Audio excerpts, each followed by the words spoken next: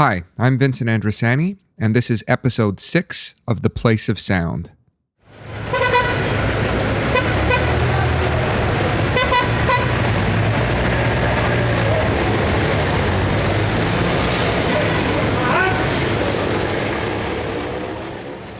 Thanks very much for tuning into this episode, and thanks also to those who've been following along through the first few episodes of the show.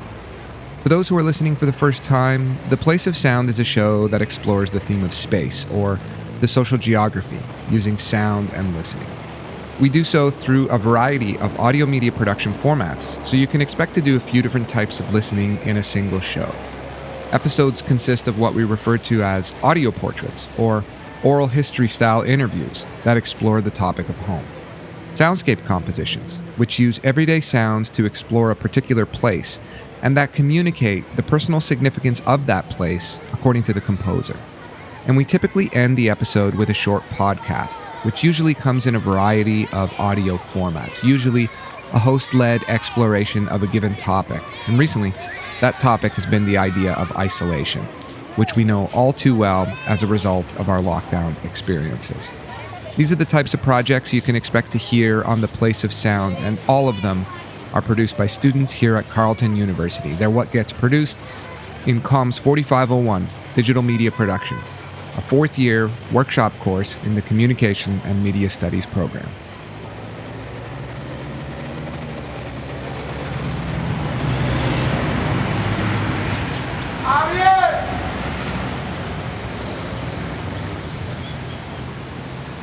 In the last episode, we listened to some great projects by Claudia Gleason, Junique Gooden, and Xiaotao Zhang.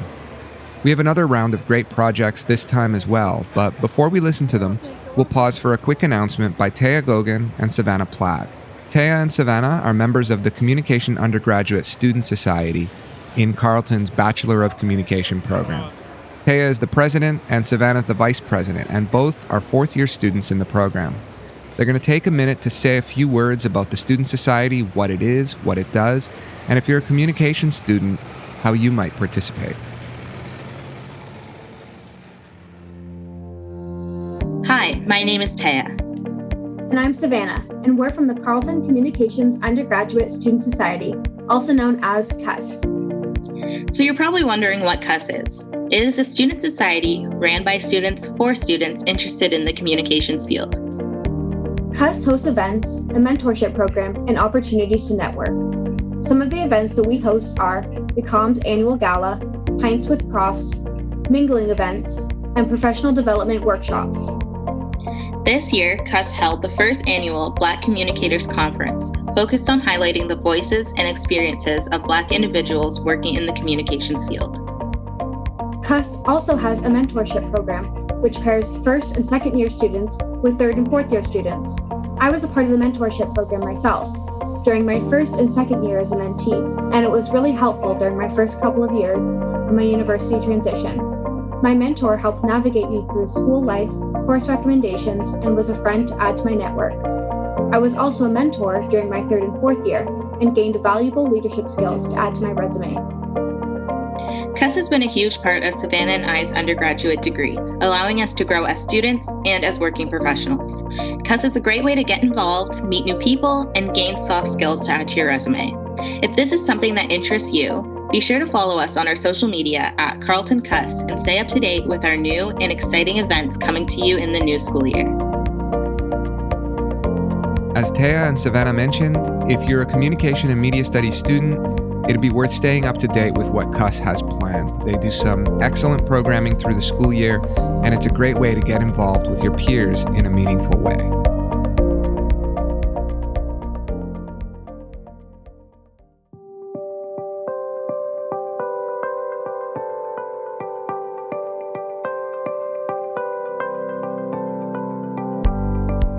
Okay, on to the projects.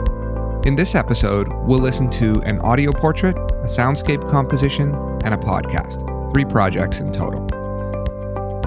The audio portrait is by Yusuf Syed and is on the topic of home. The project features Yusuf's friend Moen, who speaks about the 2 places he calls home, Mumbai and Dubai. The soundscape composition is by Samantha Atkins. and is called The Sounds of My Apartment, Ross is Boss, and it features Samantha's roommate, Ross, who happens to be a cat. And the final project is a bit of a special feature. It's a piece called The Memory Clock by Kit Chalkley. Kit produced this piece about 1 year ago in April of 2020 as a way of thinking through the onset of the first lockdown. The Memory Clock is a story about a material artifact, a clock, that represents a world of personal significance, which Kit will tell you more about shortly. But the Memory Clock quickly transformed into something much larger.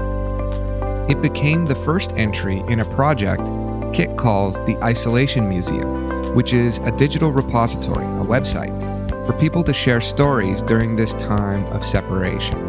Over the past year, contributions to the project have been made from all over the world, and it contains literally hundreds of artifacts. We'll learn more about it in just a few minutes, so hang tight.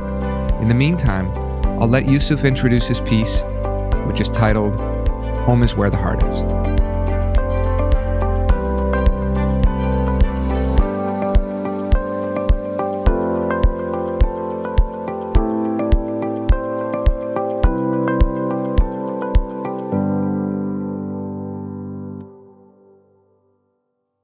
The following is an audio portrait that I conducted with my close friend Moin Khan, who moved away from his home. He specifies the difficulties he had to overcome when he moved from Dubai to Mumbai at a very young age. He also talks about the positives of Dubai and Mumbai and now considers both of these places as his home. One day, my father comes back home and breaks this news to the entire family that we'll be relocating. We were all very surprised. Our mom was really happy because we're going back to Mumbai, where she's been born and brought up. On the other hand, me and my siblings weren't really, excited about this move. Anyways, it was a matter of a few weeks before we moved on to packing and emptying the house. And before we knew it, we were at the Chhatrapati Shivaji Airport. Now, there is a particular perception where India has only slums and there are there's a bad odor and it's a fast city and nobody really stops for anybody. It's very similar to New York. So initially it took us a while to realize that we're already here and our lives have not stopped anywhere. We are continuing this journey. We've been put in newer schools. Our lives were already here. We were already in the middle of putting our furniture together and going to schools and start making new friends. And it was tough because I started missing my friends and my family. My friends are my family. And I realized that Bombay is not that bad. There are some things about Bombay, just like Dubai. When I think about Dubai, I get this nostalgia when I have this ornament seed drink, or I used to go to the gaming parlors with my friends to hang out. Same way in Bombay, there are certain things I would do. It's a city with a lot of heart. People are very helpful. Thousands of people come every day to pursue their dreams. It's actually called the City of Dreams, just like New York City. It's a really fast city. They say people don't wait for each other, but if someone's stumbling or falling, there will be 10 people to give you that hand. So it's not that bad of a city. I think in most cases, someone talks about home. I believe they say home in a more of a singular sense. But for me, it's a plural. I have two homes, Mumbai and Dubai. Here's my soundscape composition called The Sounds of My Apartment, Ross is Boss. When I proposed my soundscape composition idea in the forum discussion, Professor Andrasani noted, sonically, I imagine you being the sound maker in much of the piece. You'll play the starring role, just as you do in your everyday space. I kept this in mind as I began recording the sounds of my home. However, I quickly realized that it would be nearly impossible to record the sounds of my space without catching noises from my roommate's cat, Ross, in the background of every clip. Ross is the noisiest cat I have ever met, but this quality has grown on me. I came to the conclusion that I do not, in fact, play this starring role in my everyday space. Ross does. So this soundscape composition is an ode to him, his noises, and how I imagine he interprets our apartment. I wish I could tell you that these sounds are natural, but this is the sound of my sunrise alarm clock. This repetitive loop of bird sounds has often found its way into my dreams when I'm just not ready to wake up. My ideal morning routine sounds something like this. Pull back the curtains, turn on the lamps,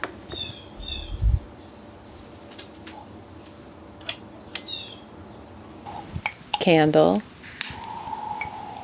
and of course, iced coffee.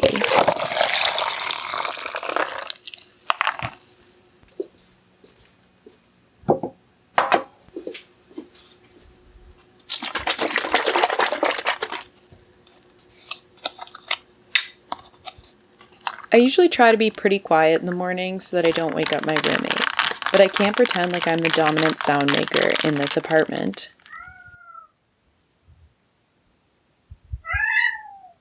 He is.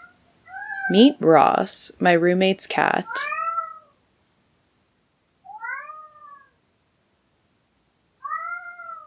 Ross is often stressed out, as you can probably hear. We have noisy upstairs neighbors, the sounds of which have given Ross an anxiety disorder.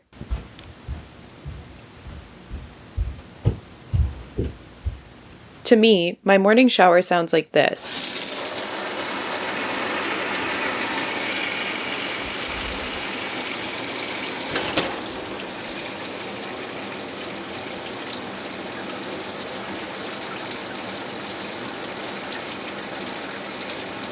But to Ross, it sounds like a closed door.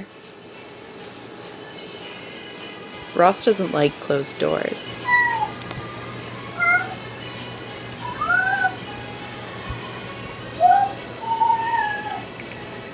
If I accidentally close my door at night, I'll hear about it from Ross.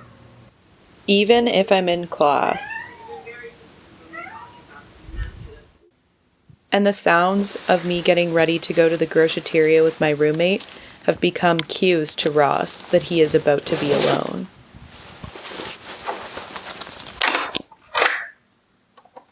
Okay, bye, Ross.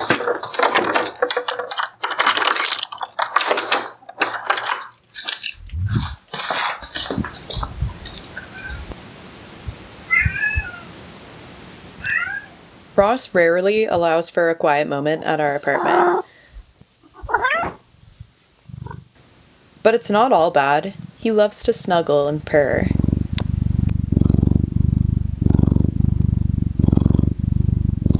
He often sniffs my head to see if I'm sleeping or not. He loves to play and scratch his cat tower.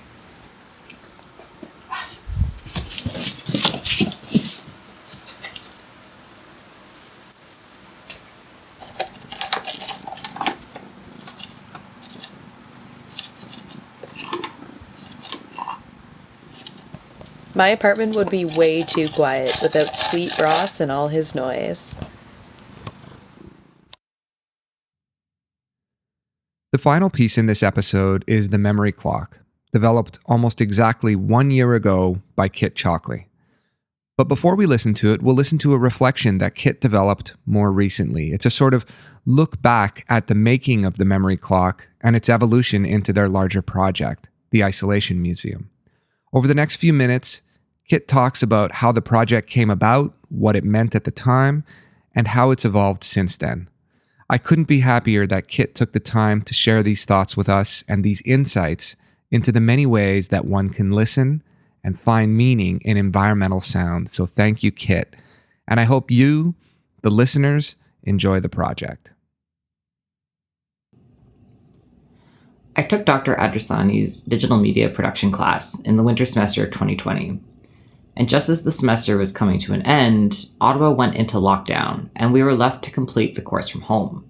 And so suddenly I found myself cut off from the many places I wanted to explore with my field recorder for my final project. And although this seemed like a limitation at the time, it ended up prompting the Isolation Museum, a project with contributors from all over the world, and something that has encouraged social connections I otherwise would never have made while in lockdown. But it all started with my recorder in hand, collecting the sounds I could find from within my own home.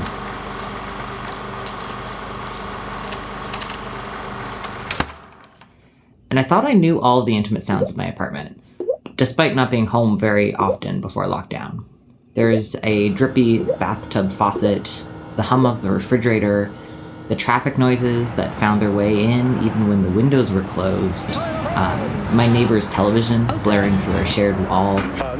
But the more time I spent in my home during lockdown, the more I noticed other little noises, and the way that these sounds were all connected to other places and people. Some were infrastructural connections, like the noises of waterways, of electrical grids, and city streets, and the shared walls of an apartment complex.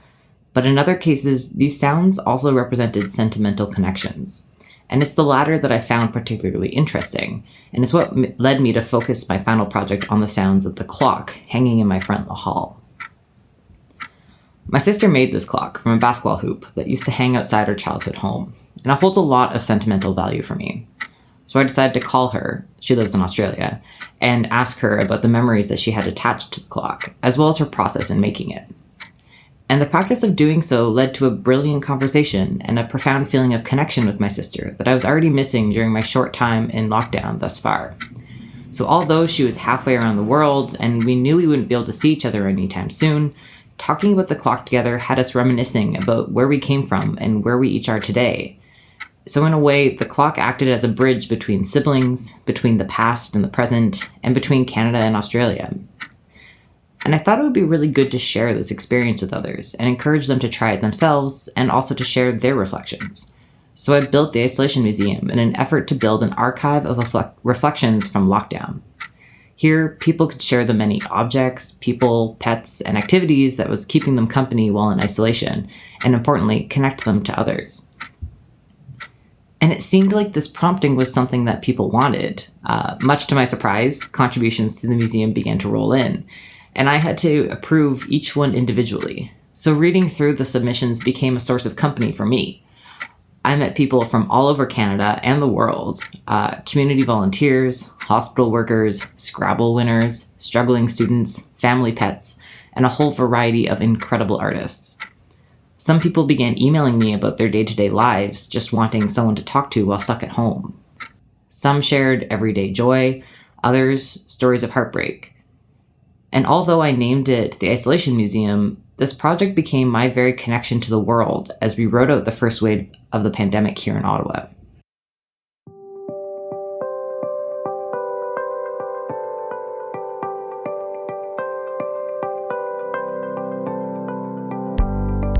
Looking back now, over a year later and back in strict lockdown, I think my perspective on what exactly the Isolation Museum is has changed. More than an archive of isolation, I think it's an archive of hope. The pandemic has been incredibly difficult for so many people, but many of the submissions that I've received have this element of hope and a continued desire to connect with others, even through and over pain. And looking through the artifacts in the Isolation Museum continues to give me hope, although sometimes this does border on naivety. For example, I've been talking about closing down the submission portal since last August, under the belief that we were close to returning to a quote-unquote normal. Obviously, that was not the case. And maybe this is a continuation of my naivete, but I remain hopeful about what this normal we will return to might be. Rather than resigning ourselves to the status quo, there's the potential for us to return to a new normal, a normal with racial justice, with fair pay for essential workers, paid sick days, more accessible healthcare, and better care for our environment. And while these goals can seem like high hopes, the pandemic has shown that it holds the possibility for systemic changes to happen. So submissions to the Isolation Museum have certainly slowed down, but I keep the submission portal open because we need all the hope we can get if we're to make this new normal a reality. Since last year, I've moved the basketball clock to the wall right beside my desk, and I hear it ticking every day as I work, 1 second at a time. keeps going, and so will we.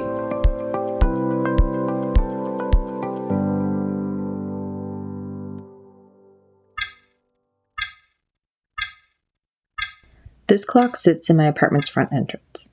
It is beautiful in its simplicity, but there is something strange about it. If you take a closer look, you'll realize it's built from something unexpected. It's kind of always been a part of our childhood home. I consider that home in Trenton like our childhood home. It's where we did most of our growing as a family.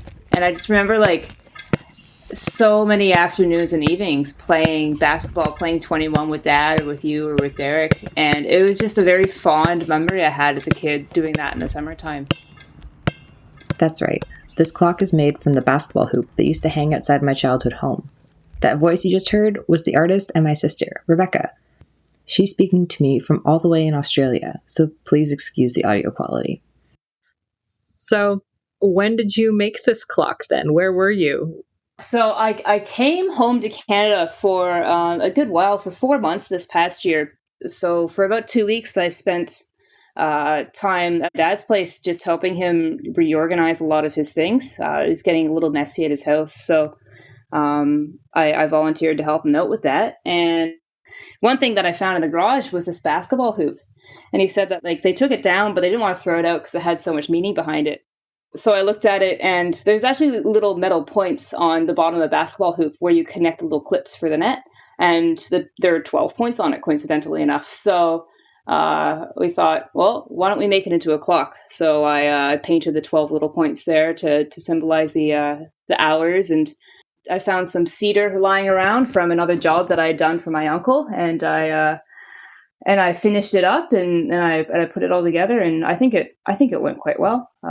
And I knew that it was something that would, given that you and Derek, my two siblings, live together, I felt like it was something that would kind of connect us all over this thing that we had bonded over so much as a kid, And I just thought maybe it would be something fun to look at every time you go through your front door. I mean, I can tell you that it is. So, goal achieved. That's great. This clock is especially important to me, not only because of the memories it holds, but also because my sister is so far away. So why are you living in Australia? Do you want the long version? So I got really into religion in high school, and I was baptized into a religion that didn't condone homosexuality as a practice. It was actually something that was very much shunned if you were to come out as a homosexual. So what ended up happening was, after high school, I decided that religious route really wasn't what I wanted. And that I wanted to be able to love somebody and come out and just kind of be myself and love what I wanted to love and be what I wanted to be. So I decided to do that when I was about 22. Of course, that meant that I lost a lot during that year. I lost all my friends.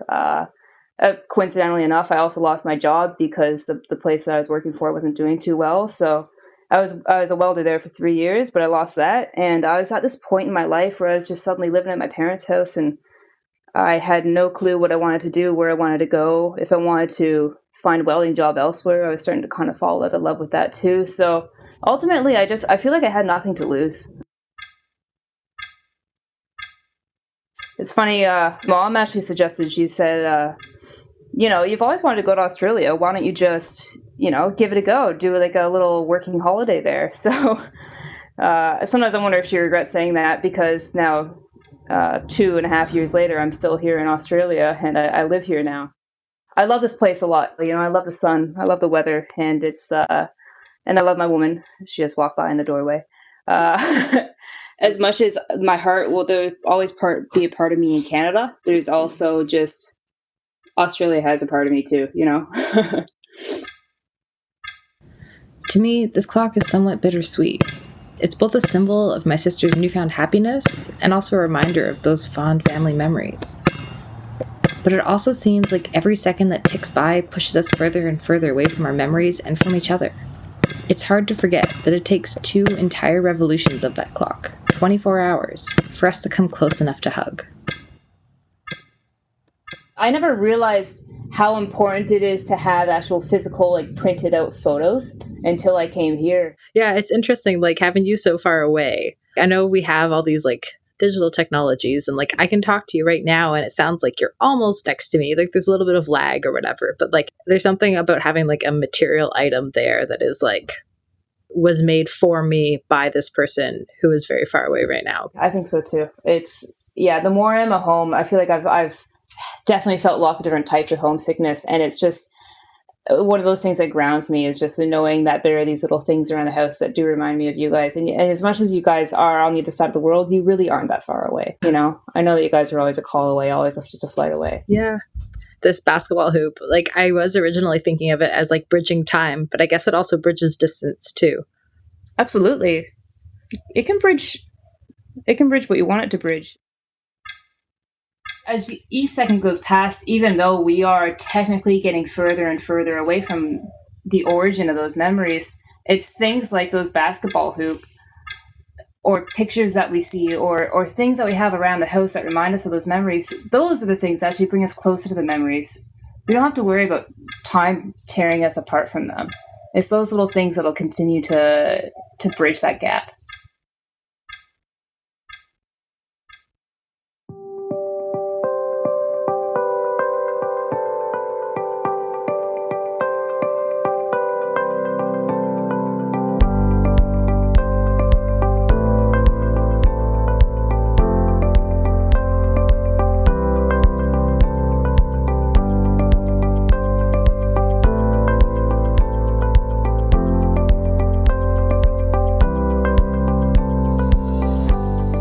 Thanks very much for tuning in to this episode of The Place of Sound. I hope you've enjoyed some of the stories you've heard, and I can promise that there's so much more just like this in future episodes. To hear them, tune into CKCU Radio every other Monday at 6:30 p.m., browse the archive on ckcufm.com, or visit the website at theplaceofsound.ca.